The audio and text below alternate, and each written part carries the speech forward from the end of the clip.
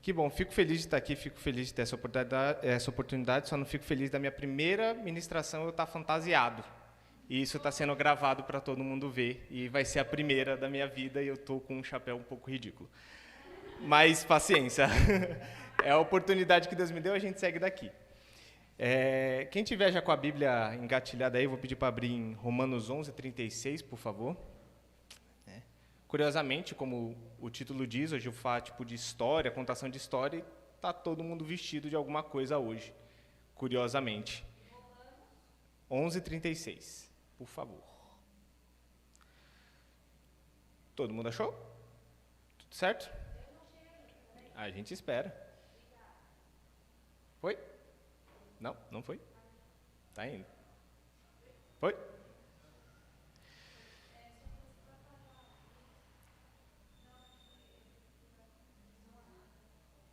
Eu posso ler, sem problema. Romanos 11:36 diz: Pois dele, por ele e para ele são todas as coisas. A ele seja a glória para sempre. Amém. É um versículo bem curtinho, todo mundo conhece. O pessoal do louvor já começou a cantar nas suas próprias cabeças esse louvor, porque é assim que o pessoal do louvor funciona, através de música. E eu queria começar dizendo que a gente, hoje em dia, todo mundo sabe que a gente está cercado de histórias o tempo todo. Seja série, filme, desenho, livro, qualquer coisa, a gente está cercado de histórias hoje por qualquer lugar que a gente vá. Curiosamente, como eu falei, está todo mundo aqui vestido de alguma coisa, né? E é muito doido como a gente é bombardeado por isso o tempo todo, seja de histórias boas, histórias ruins.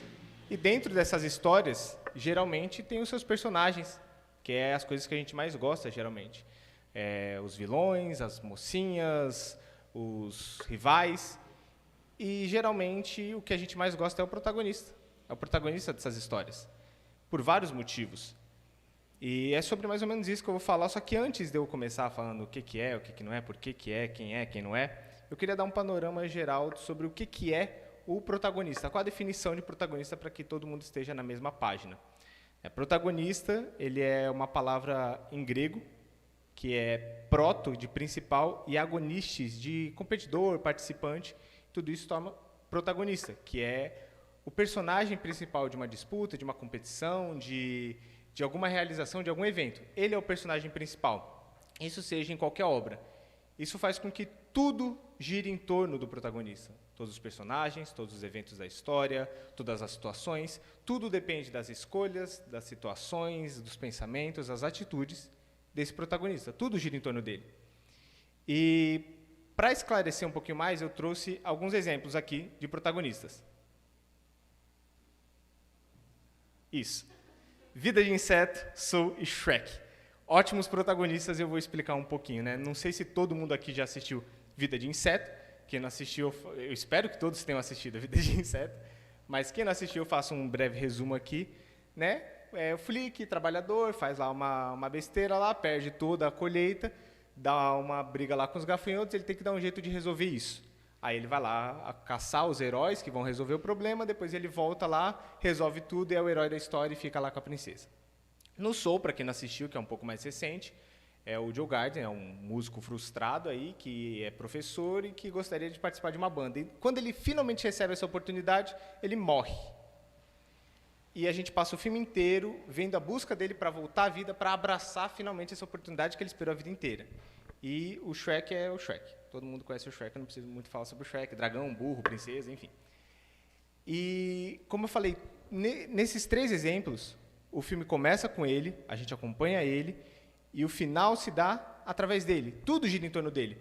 O Flick faz a besteira com o formigueiro, o Joe morre e o pântano é do Shrek. Tudo começa neles, passa por eles para desenrolar e eles resolvem toda a situação do filme.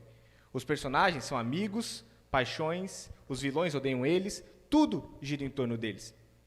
E por que geralmente a gente gosta tanto do protagonista? Principalmente esses daqui. Porque na maioria das vezes eles são corajosos, heróicos, sempre se levantam, apesar do medo, apesar das preocupações, eles passam por cima de tudo, eles vencem e no final eles são recompensados.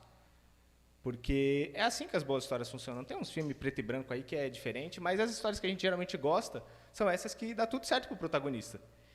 Isso faz com que a gente se afeiçoe a eles, porque a gente gosta quando as coisas dão certo, né? E é muito curioso porque a gente também vive uma história, a gente está contando uma história. A partir do momento que a gente nasce, a gente começa a viver e contar essa história, a história da nossa vida, né? E é uma história mais louca do que qualquer um aqui, porque é a história de romance, suspense, terror, romance, comédia. A nossa vida é uma história completa. E o bom é que a gente tem um bom final. Todo mundo que está aqui, ou pelo menos a maioria, sabe que tem um final feliz para as nossas histórias. Mas a questão é que, diferente desses aqui, nós não somos os protagonistas das nossas histórias. Nós não somos os personagens principais das nossas histórias. Ou pelo menos não deveria ser. A ideia é que não sejamos. Mas a gente é inclinado a acreditar que a gente é. Como eu falei, a gente hoje em dia está cercado de histórias por todos os cantos, por todos os lados, e a gente leva a acreditar que a gente é que nem eles. Quem nunca ouviu a frase, né, tome as rédeas da sua vida e tome as decisões e mude a sua vida, vai lá e faça, vai lá e transforme, como se só dependesse da gente tudo que a gente precisa fazer para se transformar. Como se a gente fosse o protagonista e tudo girasse em torno da gente. Mas não é assim que funciona. A gente sabe muito bem que não é que funciona, mas a gente é inclinado a acreditar que sim, muitas vezes. Às vezes a gente está bem e tudo mais, mas situações do dia a dia fazem a gente acreditar que a vida funciona assim. Todo mundo sabe que a Bíblia conta uma história também. Do começo ao fim a gente lê. Quem já leu a Bíblia do começo ao fim sabe que é uma historinha com começo, meio, fim, tem tudo bonitinho. É uma história de salvação, de resgate, de misericórdia. Mas não é uma história de como você foi salvo, resgatado e recebeu misericórdia. É uma história de como Jesus te resgatou, te salvou e teve misericórdia de você. A gente tem um papel passivo nessa história. A gente não fez nada. A gente estava vivendo a nossa vida, de repente, salvação. Foi basicamente isso. A gente não tem essa participação ativa que a gente acredita que a gente tem. Que a gente se coloca, né, às vezes, como merecedores da graça, merecedores do perdão, mas não é assim que funciona. Quando a gente toma decisão, tem pessoas aqui que cresceram na igreja, tem pessoas que se converteram depois, mas não muda. Quando nós tomamos a decisão de entregar a nossa vida para Jesus, a gente abandona o nosso lugar de protagonista, porque em algum momento das nossas vidas, a gente é o protagonista, quando a gente não conhece Jesus, porque a gente está largado à nossa própria sorte. A gente não tem um consolador, a gente não tem um direcionador, a gente não tem um manual de fé e prática, a gente não tem nada, a gente está sozinho, só nós no mundo. Então, tudo gira em torno da gente, eu só preciso saber de mim. Mas a partir do momento que eu entrego minha vida para Jesus, eu faço uma troca com Ele. Eu falo, salvação está aqui. Eu não sou mais o protagonista da minha vida. As coisas não giram mais em torno de mim. Em Gálatas 2:20, Paulo fala que ele foi crucificado com Cristo, assim já não sou eu quem vive, mas Cristo que vive em mim. E a parte do crucificado, todo mundo sabe que quando a gente se converte, a gente tem que morrer para nós mesmos. E o morrer, ele não é uma hipérbole para descansar, para relaxar, para soltar as rédeas. Ele é morrer. Você morre para você mesmo. Acabou. Não tem... Essa é uma situação boa para não ressuscitar. O resto até é bom. Essa é bom não ressuscitar. Você morre. E em Marcos 8:34, Jesus diz que quem quiser acompanhá-lo, negue-se a si mesmo. Isso é um pedido de Jesus. Isso é uma condição. Quer acompanhar ele? Negue-se a si mesmo. Ou seja, o morrer para si, o negar para si, o abdicar de si mesmo, é uma etapa obrigatória do processo de conversão, de santificação, do caminhar com Cristo. Não é opcional, não é uma dica, não é um conselho. É obrigatório você morrer para si, você abandonar o seu papel no centro disso tudo para você continuar seguindo com Jesus. Senão, as coisas continuam girando em torno de você. E a gente sabe, você lê 2 capítulos do Evangelho, você já sabe que não é assim. Que não deve ser assim, pelo menos. Mas entregar, assim, quando a gente diz que a gente deixou de ser o protagonista das nossas vidas, que as coisas não giram em torno da gente, que a gente não é o foco principal das coisas, isso gera muitas questões. Tem um livro do Tim Keller chamado Ego Transformado, que ele basicamente fala mais ou menos do que eu estou falando. Só que ele cria uma crise existencial maluca em você. Você se pergunta por que você está vivo.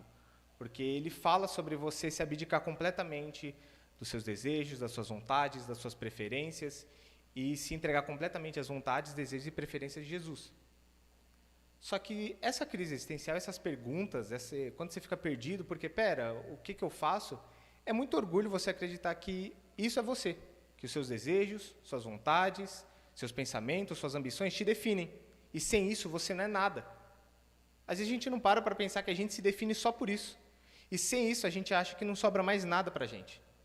Que não existe mais nada dentro da gente e que a gente se define por isso. E não por quem a gente é em Cristo. A única coisa que a gente tem são essas coisas. A gente acredita em algum momento que nós somos tudo o que temos, tudo o que precisamos e somos suficientes para isso. Mas não somos. Senão, a gente não teria conhecido a Cristo.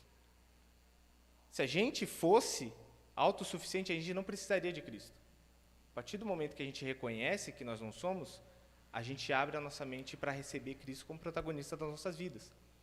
Quem aqui, seja no namoro, no casamento, no emprego, na escola, no ministério, nunca tratou as coisas como se tudo girasse em torno de você? Então, você entrega um presente para o seu namorado, para a sua esposa, para o seu líder, esperando aí um parabéns, um aperto de mão, um tapinha nas costas, e quando você não recebe, você acha esquisito. Mas, se eu sou o protagonista, se eu sou o personagem principal, por que eu não fui reconhecido que nem os personagens que eu falei? Porque eles são reconhecidos no final. Eles fazem uma boa ação, eles fazem uma grande ação, e são parabenizados. Por que eu não fui? Quantas vezes a gente deu o máximo no nosso ministério? Pô, eu vou cantar como eu nunca cantei na minha vida. Eu vou fazer uma live como eu nunca fiz na minha vida. E ninguém fala nada. Ninguém te dá um parabéns, ninguém reconhece o seu esforço, e você fica triste. Como se fosse necessário esse reconhecimento. Porque a gente acredita que nós somos o melhor do louvor, o melhor do ICA, o melhor do Ministério Infantil, o melhor professor, o melhor tudo, porque é isso que o protagonista é, e isso vai tomando um lugar muito grande no nosso coração. E a gente não pode permitir que isso tome todas as áreas da nossa vida, e quando a gente acredita que a gente é o protagonista, a gente diminui todo mundo que está à nossa volta. Então, por exemplo, a Sabrina deixa de ser a minha noiva, deixa de ser a Sabrina, ela é a minha noiva. O Alex, ele não é o Alex, ele é só o meu líder. Tudo gira em torno de mim. Tudo se define a partir de mim.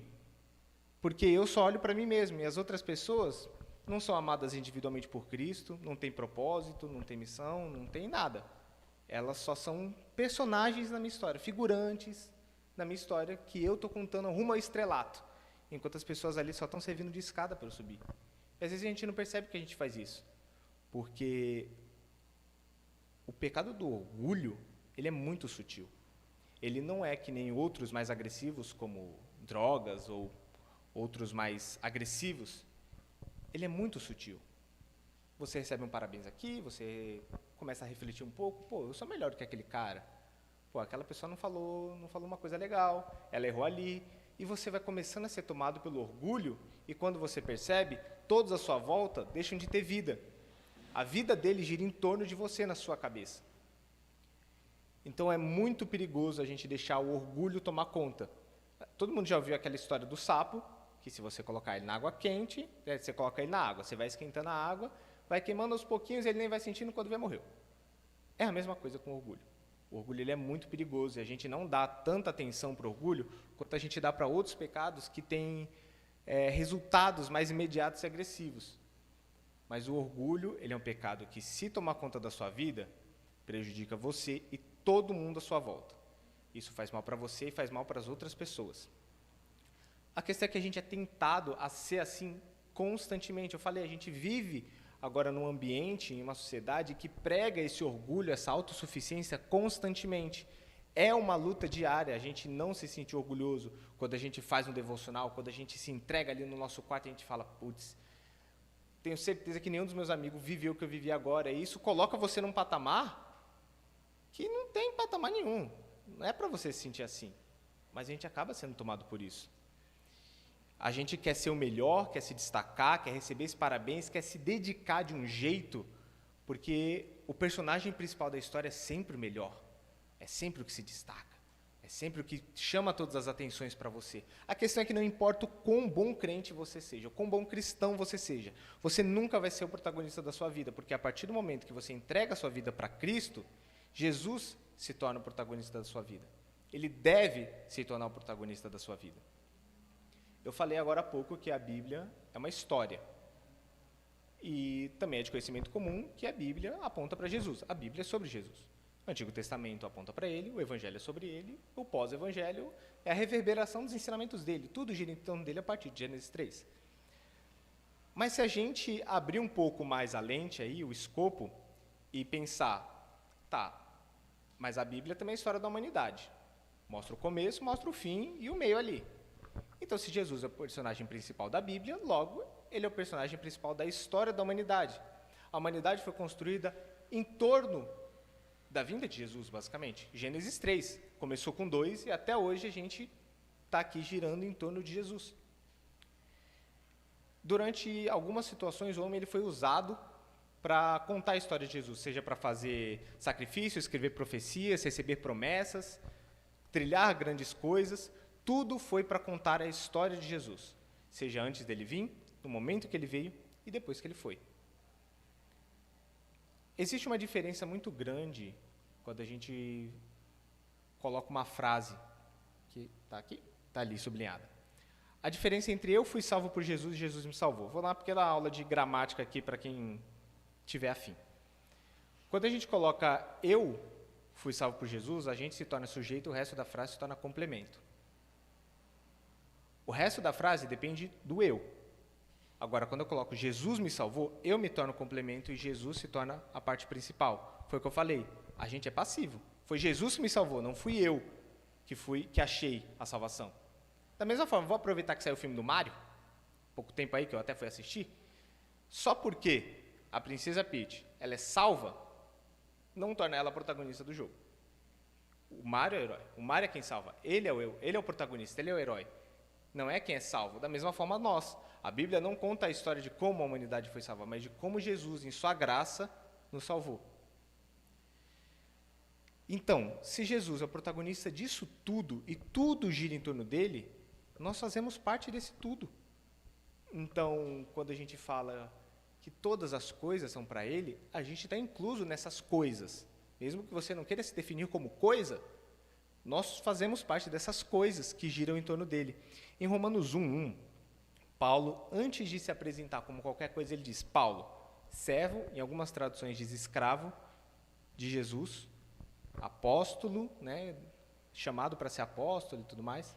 Ou seja, antes de qualquer coisa, a identidade de Paulo, quem Paulo é, como Paulo vai se apresentar para aquela igreja, a definição da identidade dele orbita Jesus. Não é sobre ele, não é sobre o ministério dele, não é sobre as conquistas dele, não é nem sobre a conversão, é sobre Jesus. Paulo não é um escravo, é um servo, ponto. Paulo é escravo e servo de Jesus. Tudo na vida dele gira em torno de Jesus. Antes de qualquer coisa, ele é servo e escravo de Jesus.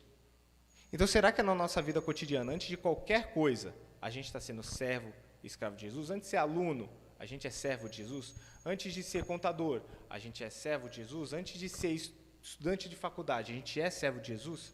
A nossa vida, quem nós somos, gira em torno de Jesus ou gira em torno do que fazemos, do que buscamos, do que desejamos, ou até mesmo do nosso ministério, que a gente acredita que está sendo para Jesus, mas a gente está tratando o ministério que não é um trabalho. A gente está tentando fazer o nosso melhor ali, mas não para Jesus, para a gente se destacar.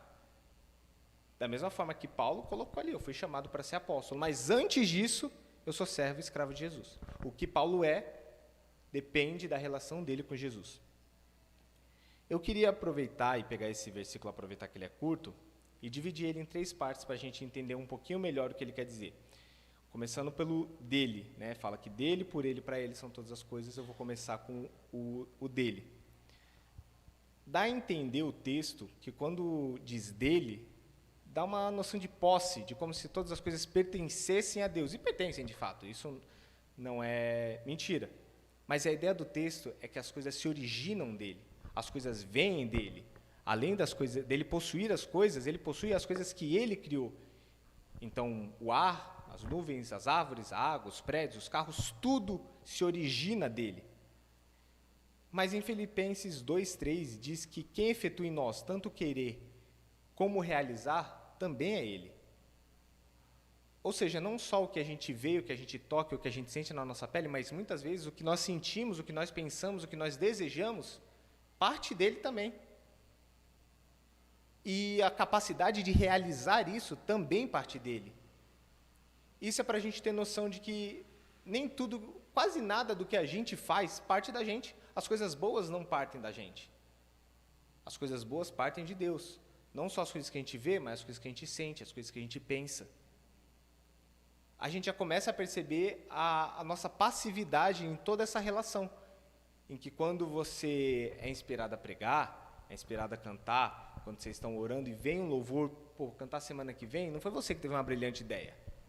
Foi você que, cara, eu sou a enciclopédia de músicas. Não, Deus colocou no seu coração isso porque Ele deseja que você cante aquela música. No por Ele, também, esse texto é meio complicado porque ele parece meio dúbio. O por Ele parece que eu estou fazendo por Jesus, né? Fazendo no lugar dele. Quando as pessoas falam, faz esse negócio por mim, me faz um favor, faz por mim. Mas essa ideia de por Ele é através dele, é por intermédio dele, passa por Jesus. A partir do momento que se origina, passa por Jesus todas as coisas. Efésios 3 diz que é por intermédio de Cristo que temos acesso ao Pai. Ou seja, das coisas mais simples, como você chegar na sua casa, se trancar no seu quarto, ajoelhar e orar, você só consegue por intermédio de Cristo. Você pedir perdão, você receber, você orar e receber, assim, às vezes imediatamente uma resposta de oração, tudo isso, o véu rasgado lá, só acontece por intermédio de Jesus. Sem Jesus, essa equação não funciona. A gente acabou de cantar aquele fiozinho que conectava Deus a gente.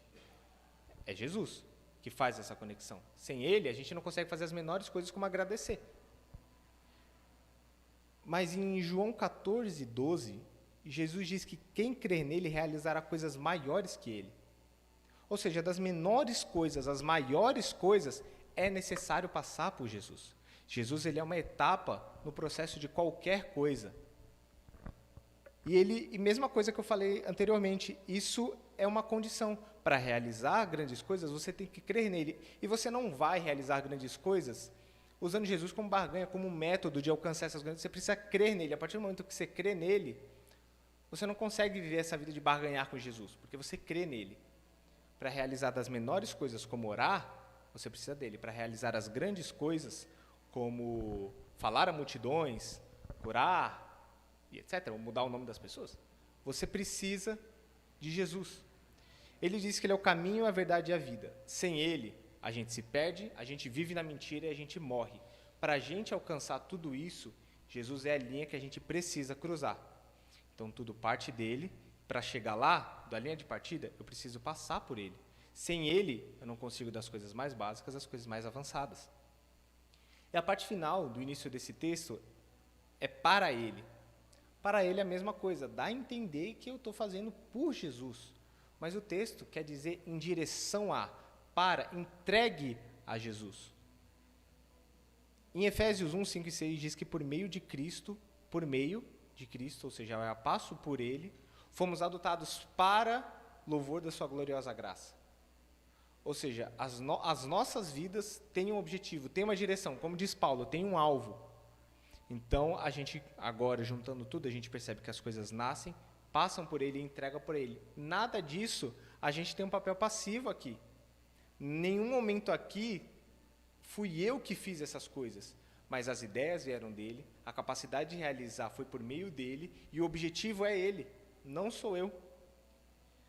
Quando a gente nega a nós mesmos, a gente não é largado à própria sorte, como quando a gente não conhecia Jesus.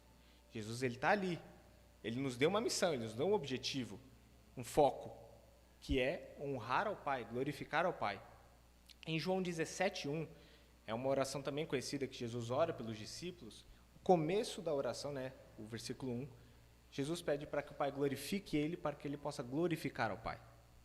Ele podia, sendo Jesus, pedir, Pai, me glorifica. Amém. E acabou. Mas ele pede para que ele seja glorificado, para que ele possa, de alguma forma, retornar isso para o Pai. E se Jesus, que é a nossa maior referência, que como cristãos é como a gente deveria ser, quem a gente é para parar as bênçãos e as misericórdias de Deus na gente? De falar, eu recebi, mas vai ficar para mim, eu vou guardar para mim, vou colocar na minha caixinha e não vou contar para ninguém, não vou manifestar isso para ninguém, tudo vai parar em mim, eu vou recebendo e eu vou mantendo isso. Se Jesus não fez, quem a gente é para reter todas as bênçãos toda a graça que Deus tem por nós. Colossenses 3,17 diz: tudo o que fizerem, seja em palavra, seja em ação, façam-no em nome do Senhor Jesus, dando por meio dele graças a Deus Pai. Tudo o que fizerem, seja em palavra, seja em ação. Tudo que vocês falam, pensam, fazem, realizam, seja para o nome do Senhor Jesus. Aponte para Ele. É o nosso objetivo. Fazer as coisas para que Ele seja visto, para que Ele seja reconhecido, e não a gente. Tudo o que fizerem. Tudo, como eu falei, das menores coisas às maiores coisas são direcionadas. Elas partem de Deus para voltar para Deus. Ou seja, do começo, o meio e o fim, não é sobre a gente, nunca foi sobre a gente e nunca vai ser sobre a gente. Não é sobre a gente, nunca vai ser sobre a gente. Mas, como eu falei, quando eu falei o livro do Tim Keller, é muito complicado pensar que nós, como seres humanos que sentimos, pensamos, temos desejos, se nada é sobre mim, se nada parte de mim, o que eu sou? O que eu sou nessa história toda? Se eu não sou mais o protagonista, se as coisas não giram em torno de mim, se a minha namorada não é só a minha namorada, se o meu amigo não é só meu amigo, se o meu professor não é só meu professor, o que eu sou nessa história toda? Você deixou de ser o protagonista. Eu falei, é uma troca, você entrega para Jesus aqui, eu não sou mais o protagonista.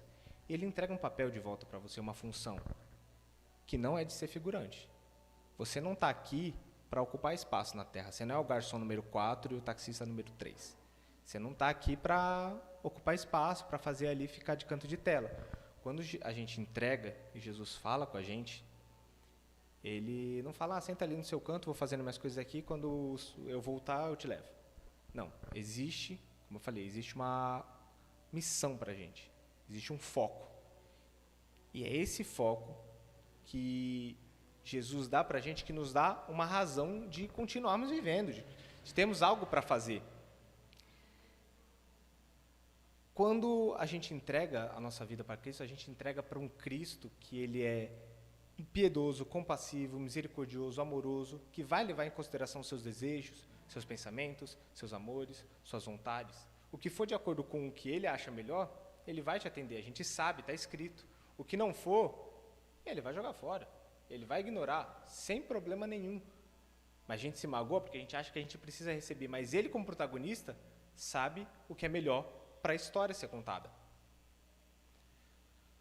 Ele podia salvar o mundo de qualquer forma. Ele podia ter salvo, podia ter colocado as mãos assim sobre todo mundo, tipo pique-esconde, 1, 2, 3, salvou o mundo e acabou. Mas ele escolheu salvar o mundo, salvar a nós, de um jeito que nós participemos de tudo isso que está sendo contado. Não sei se vocês já pararam para pensar, mas de Judas, se eu não me engano é o último livro antes de Apocalipse, de Judas a Apocalipse é nós aqui. É o que está acontecendo aqui agora. Nós fazemos parte da Bíblia de alguma forma aí. Não sei se eu estou falando alguma heresia, mas nós fazemos parte dessa história. De Judas a Apocalipse, está sendo construída essa história. E Jesus nos chama para contar essa história por Ele. Não porque Ele precisa, não porque Ele não consegue contar essa história para todo mundo que Ele quisesse. Mas Ele deseja incluir a gente nessa história toda. Ele deseja incluir a gente nessa contação maravilhosa que é a história da Bíblia e a história dele. Como eu falei, ele não precisa, mas ele quer.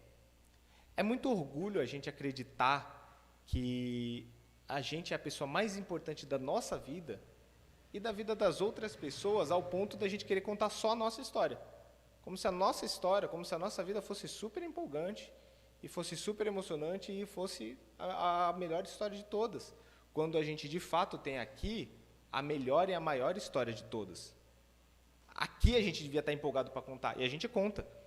Você pode procurar os testemunhos mais emocionantes da internet, não falam sobre como a pessoa foi liberta das drogas, mas como Jesus apareceu na vida dela, como a pessoa foi liberta da morte, mas como Jesus trouxe vida para ela. É a história de Jesus que a gente tem que contar. E ele entregou para a gente e falou, conta minha história. Vai lá, conta minha história, por favor. Conta minha história. Eu posso fazer isso, mas eu quero que você conte, eu quero ver você contando essa história. E é isso, esse é o nosso papel nisso tudo. Agora as coisas não giram mais em torno da gente. A gente não é o protagonista, não deveria ser. Talvez alguém aqui até hoje tenha sido o protagonista da própria vida. Chegou hoje, passou por aquela porta acreditando que é protagonista e revisando agora, durante toda a ministração, putz, eu acho que eu faço isso, eu acho que eu faço aquilo, eu acho que eu me comporto assim.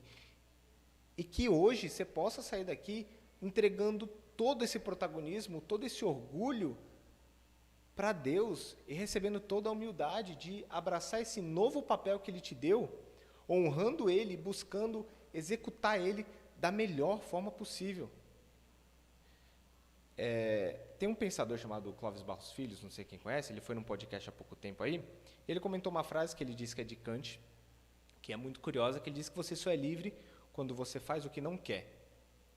Ele quer dizer que quando a gente faz o que a gente quer, que muitas pessoas entendem o que é liberdade, a gente está sendo escravo dos nossos desejos, das nossas vontades, ou seja, a gente sente, a gente quer, a gente faz. Não tem conversa, não tem negociação, a gente quer, a gente faz. Você quer bater em alguém, você bate. Você quer fumar, você fuma. Não tem nenhum empecilho, você é escravo, você simplesmente obedece. Agora, quando a gente não faz o que a gente não quer, a gente se torna livre de fato. A gente só consegue isso quando Jesus liberta a gente, quando Jesus entrega para a gente essa liberdade. Vocês entendem o peso de ser o protagonista? Olha o que aconteceu com nós. Quem aqui aguentaria passar pelo que Jesus passou? Quem aguentaria carregar todo esse peso que ele carregou? Ninguém aqui aguentaria fazer isso. Então ele liberta a gente, tira um peso da gente de ser esse protagonista. Ele deixa a nossa vida mais leve, ele deixa a nossa vida mais tranquila. E para finalizar, só queria pedir então que, se você ainda carrega esse peso de ser o melhor, de ser o maior, de achar que tudo gira em torno de você, e às vezes isso gera uma pressão na gente, uma cobrança, uma pressão, porque nós temos que ser os melhores, nós temos que chamar toda a atenção para a gente, que você possa entregar tudo aos pés do Senhor, se libertar e viver uma vida mais leve. Porque agora a gente não precisa contar a história inteira, a gente não precisa viver a história, a gente só precisa contar a história dele, para a honra e glória do Senhor. Amém?